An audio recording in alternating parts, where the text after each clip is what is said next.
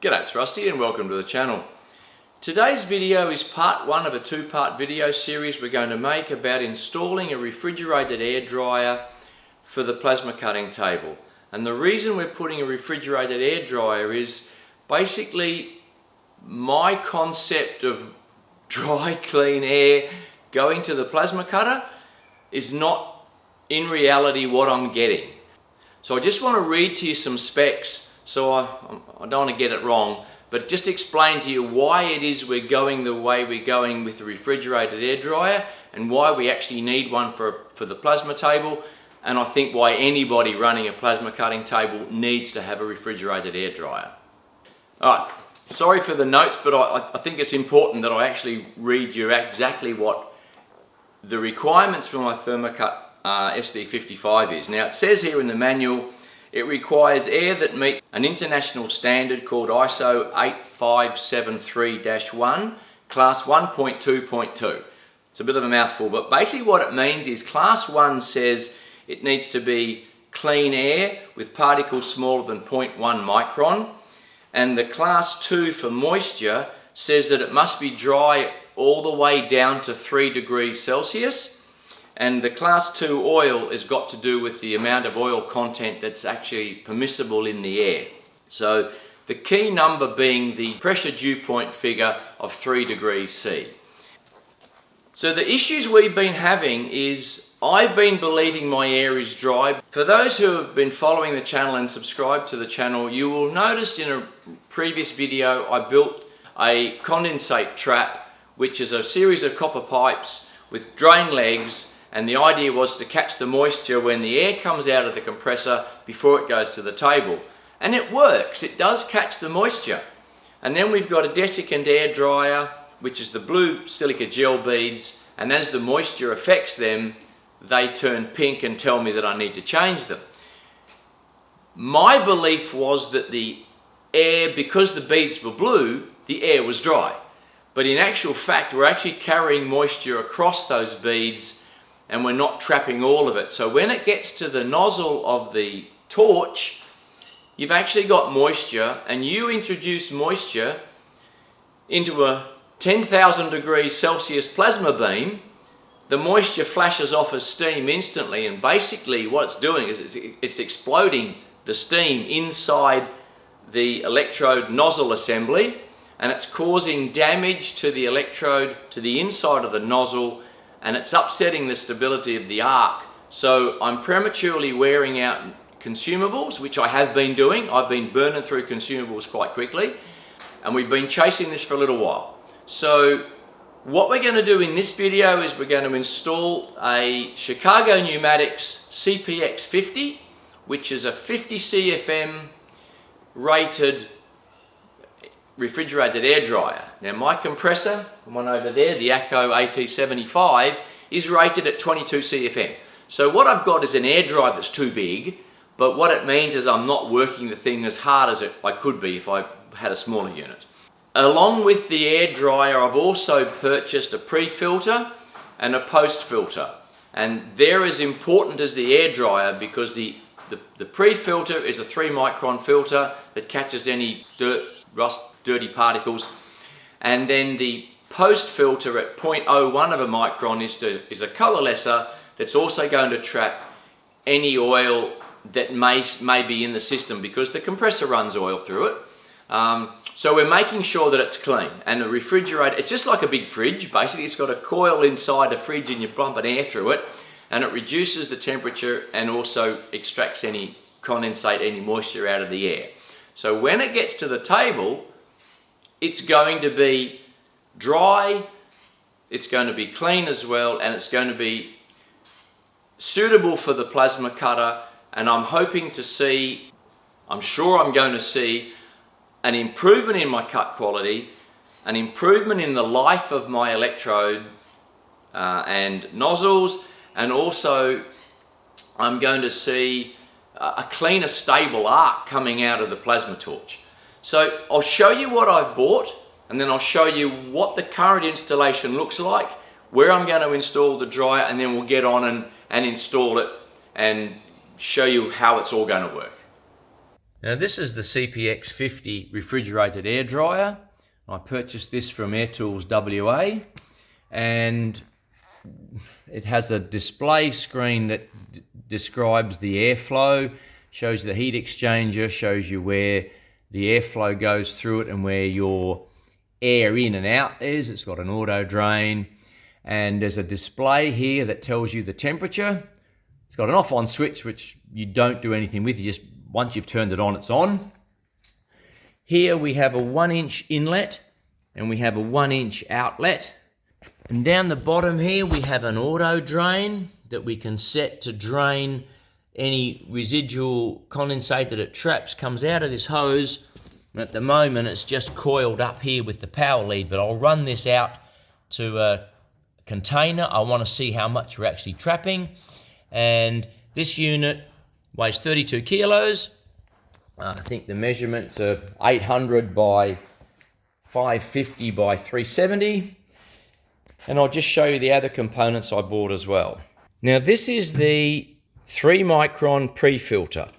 Now this has a 3/4 inch inlet and a 3/4 inch outlet. It has an indicator to tell me if the filter's blocked.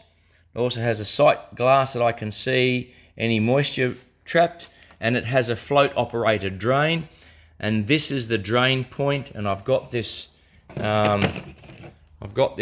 tubing here, and this tubing will go into this fitting, and I'll run a drain out to a container as well to see if what moisture we're getting. Well, this is the 0.01 micron post filter.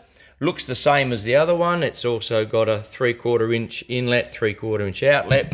Has an indicator here if the filter inside's blocked. Same idea with a sight glass and also the drain point.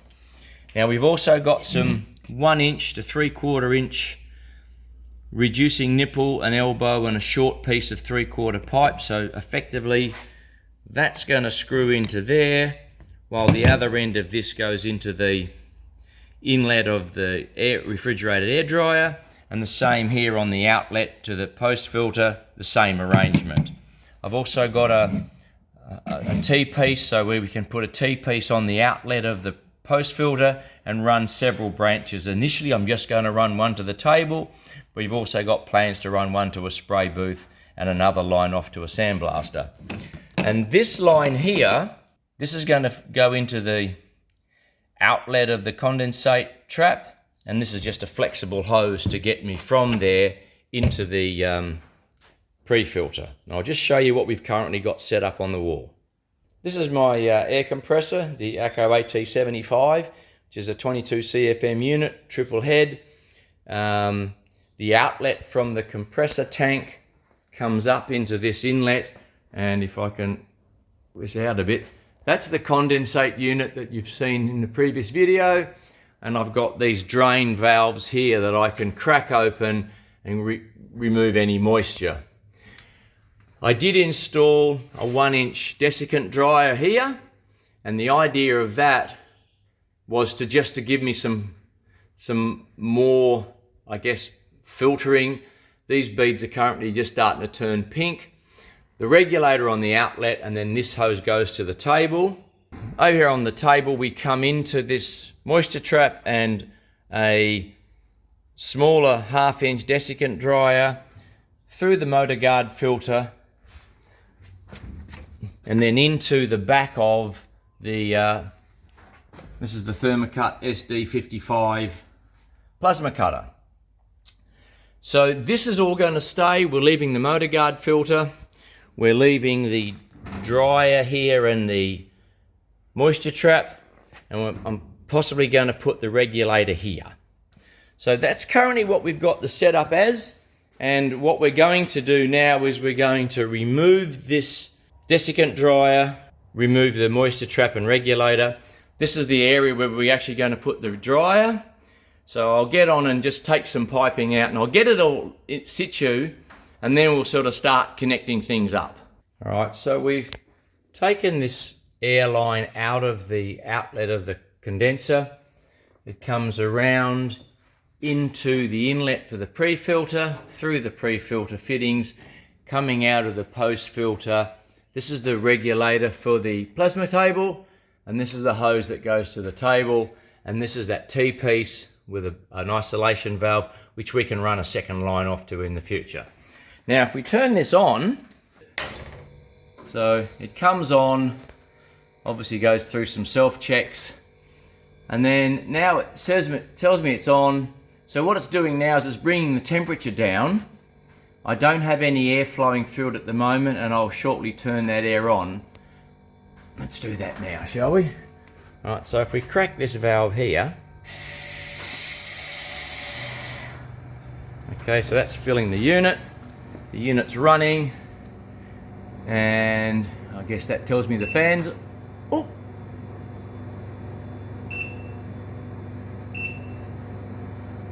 Alright, I'm not quite sure what I touched there, but this will be the current temperature, and it's at the moment it's 6.5. Now the specification for this particular unit is pressure dew point of 3 degrees, and I'm expecting that temperature over time. Oh, that frightened the life out of me. That was the auto drain on the timer at the back. I'll need to. That line was loose, so apologies for that horrible noise. That was the auto drain releasing pressure. Yeah, this will over time get down to 3 degrees, and we'll come back when it's got down there. Now this is the electronic auto drain, so it's on for, you can vary it between 1 and 10 seconds. There it goes there. And it's off for a period of 1 to 5 minutes. So, and I'm not quite sure what the setting should be, but I'll just check to see what the book says. So I may need to adjust these just depending on what the manual says, but they could be the factory settings. Now while these filters have a float, and there's a sight glass there we saw before, they have a float in them, and when the float gets to a certain point, that's when it will dump out of here, and I need to run those lines down, but these will be less frequent, I would imagine, than this auto drain here. But at least we know that one's working. So it's only been running for a few minutes, and we're already down to 3.1 degrees. The spec says 3, so and I'm assuming on a hot day the temperature may vary slightly, but yeah, the proof of the pudding will be in the eating, as they say, which means that when we start to cut on the table, hopefully we'll see an improvement in our cut quality, our lack of dross, and also our consumable life. Well, as you can see, the air dryer is now installed. I've installed these new pre-filter and post-filter.